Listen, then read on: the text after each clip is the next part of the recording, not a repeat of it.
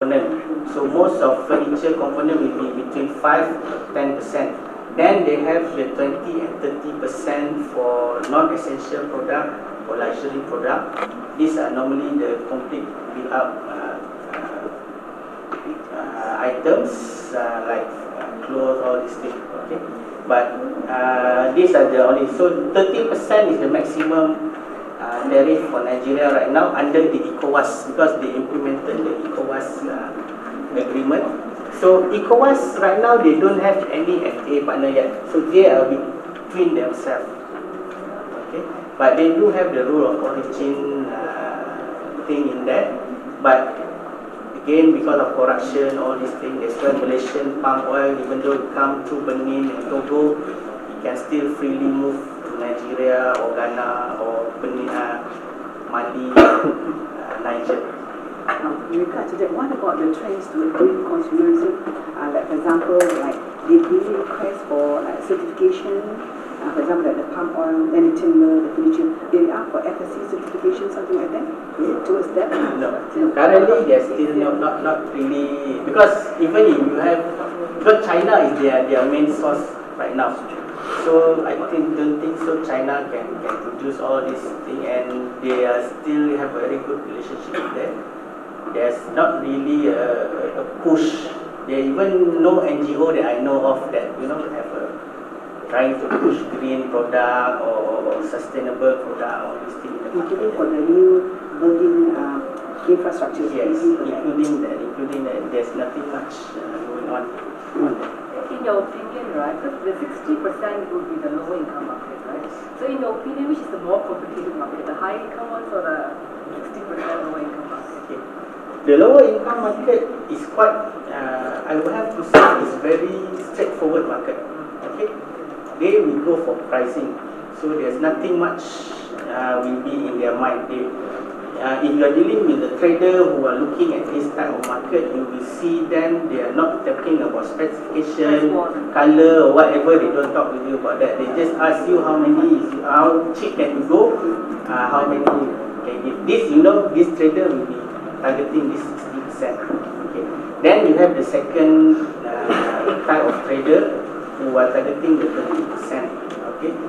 This is where they want to talk to you about quality, and they will talk to you about the new thing like e-commerce. They say, okay, I'm a merchant for Konga. Then these are people who are targeting the middle income group.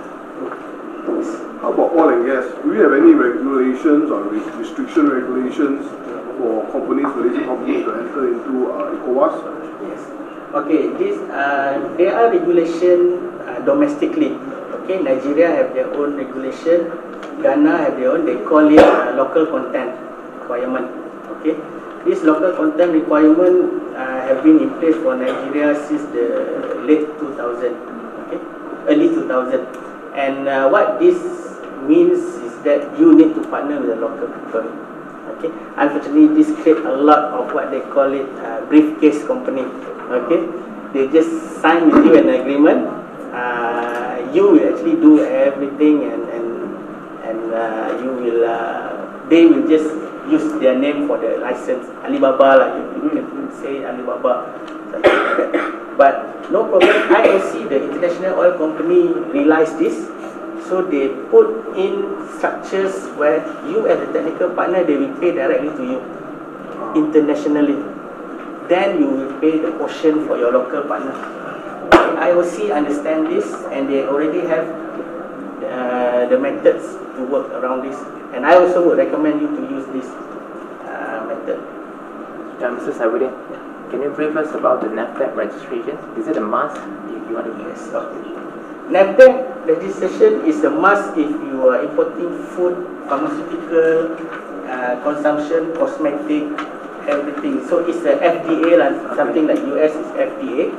Okay. Registration is must. You need to do it once every 5 years. That is for the registration.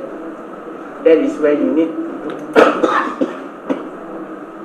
You don't actually need to test every shipment. Okay, it's a documentation certification. So you just prepare the documentation. You can do testing with SIRIM or whatever you already have the certification.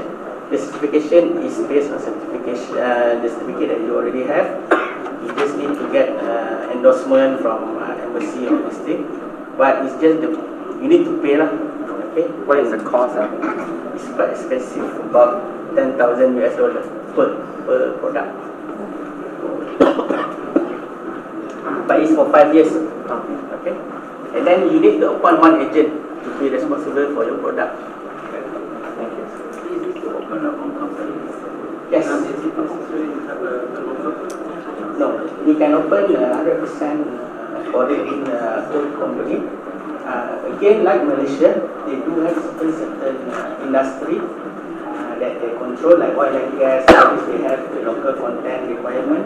You open a company, so you don't have the local, or you don't have the license, because you still need to get a license from they call it the Department of Petroleum Resources. Okay, so foreigner can open business. In fact, in Nigeria, retail is controlled by Indian and also Lebanese. So basically, most supermarkets, mini markets, entertainment outlets is owned by Lebanese and Indian. To open our own office, like the full interest you mentioned. So for us to open our own office, we have to Yes. I would recommend initially, if you are talking about this market, we can actually look at the e-commerce platform. Okay, like right now, MATRADE Lagos is working with Konga.com. They have about 17,000 merchants. Okay, 17,000 merchants. What we are going to work with Konga is that this merchant go pull up their resources and import from Malaysia. Okay, then they will sell. They will take the risk of what you call that non-payment or whatever. Okay, the delivery or this thing. But they can pool their resources and buy from Malaysia as a group.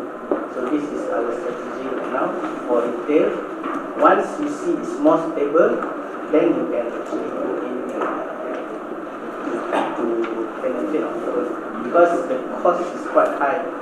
All this corruption, real estate is very high. You mentioned about the agreement, Last question.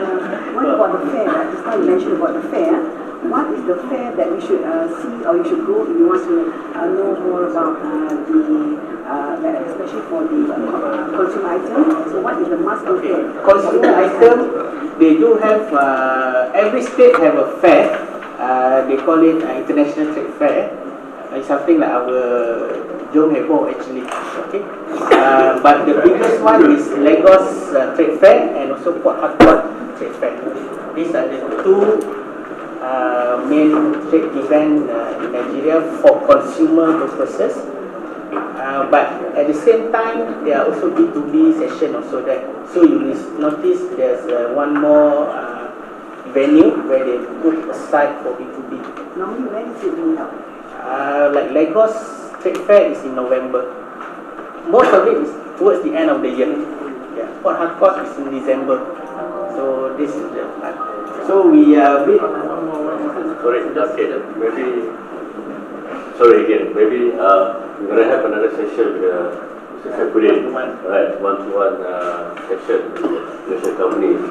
So why don't we end this briefing session and we go for a refreshment at Bilik Pistari, and then after that we can have this one-to-one session with thank you very much for your time.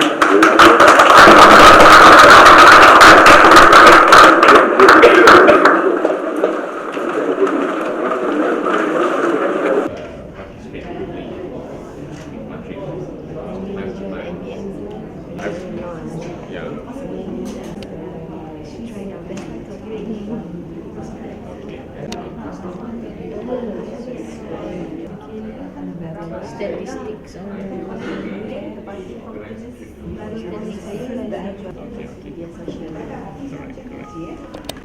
who are exploring the market. So these are again opportunities that Malaysian company also have. We should go after this, and considering the size, the market size of West Africa, I think that is the attractiveness for this market actually. 170 million for Nigeria alone. So for me, Malaysian companies should grab this opportunity. And one more thing unique about this market is actually because they have their independent almost same with Malaysia. Okay. So they look up for us because once we got our independence, we have developed so much, and they look up to our economy. So that is another plus point for Malaysian companies. Nigeria and Ghana is a Commonwealth country. They have the same legal structure, the same common what we call that business practices. That is same with Malaysia. So Malaysian company won't have so much challenge dealing with the local partner over there.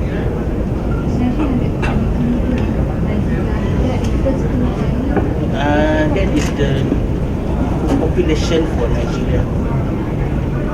It's very huge. Even Lagos, the city that MATRADE operates, is more than 25 million population. That is almost the same size as Malaysia. So, you with the right strategy, with the right partner, you can succeed in this market.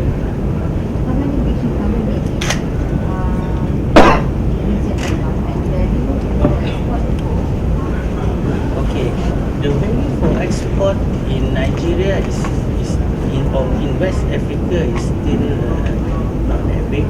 It's about 1,900 billion ringgit for export for 2014. Okay.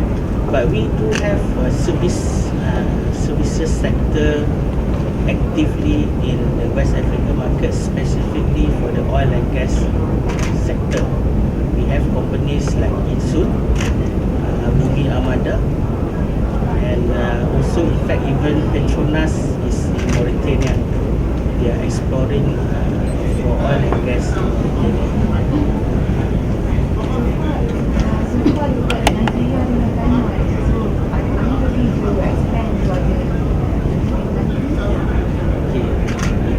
Disebabkan ECOWAS tadi tu lah.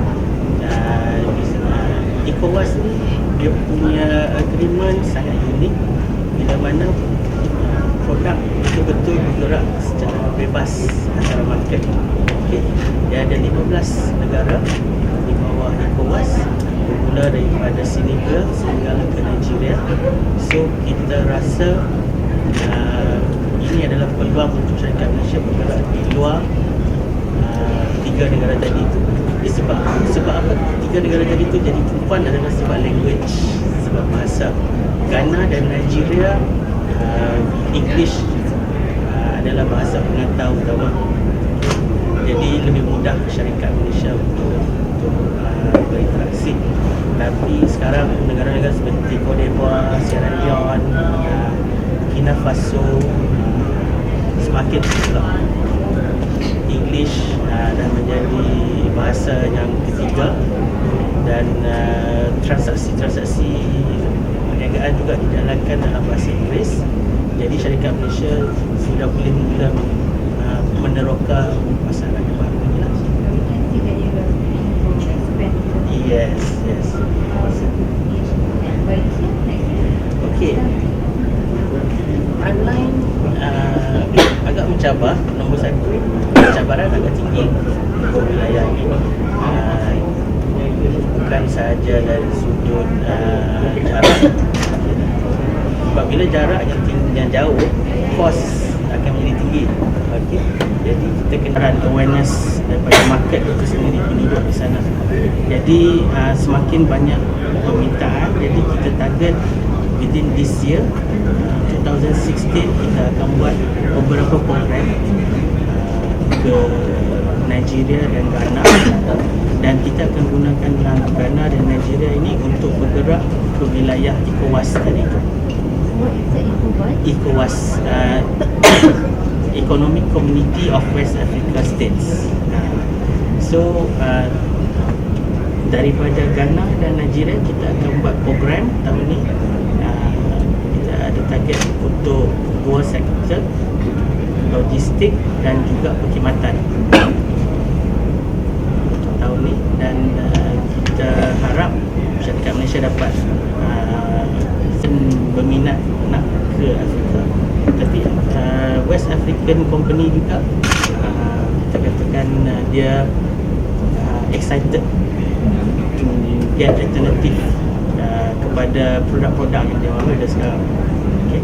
Sebab di sana produk daripada Europe, daripada Amerika dah lama bertapak di situ, dan sekarang ni India dan China dan juga Turki sangat agresif di situ.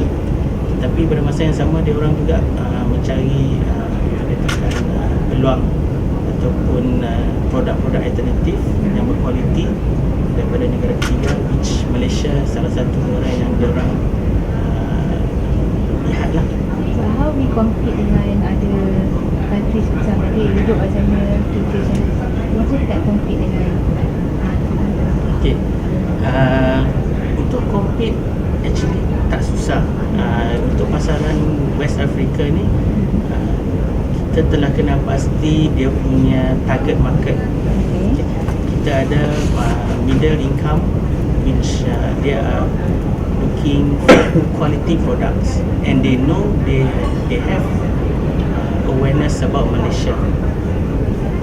So they know Malaysia produce quality products. So we encourage Malaysian company who are producing high quality niche product who can target this market.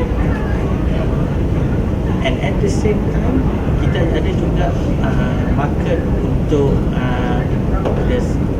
the half market lagi, kita katakan market umum, okay, di mana pada masa sekarang juga produk-produk daripada Indonesia telah ada di situ, dan kita rasa kualiti produk Malaysia dan juga dengan packaging yang menarik, dan yang lebih penting adalah AMP, advertisement and promotion. Dengan strategi AMP yang bagus, market Nigeria dan juga West Africa boleh ditembusi sangat-sangat mudah. Dalam market expect recession, ada macam expect to export to the region, so we anticipate that. Okay, kita sedar keadaan ekonomi agak mencabar, dan negara-negara ini juga ada masalah sama seperti Malaysia, iaitu kadar tukaran wang asingnya jatuh. Tapi negara-negara ini juga telah mengambil langkah certain steps.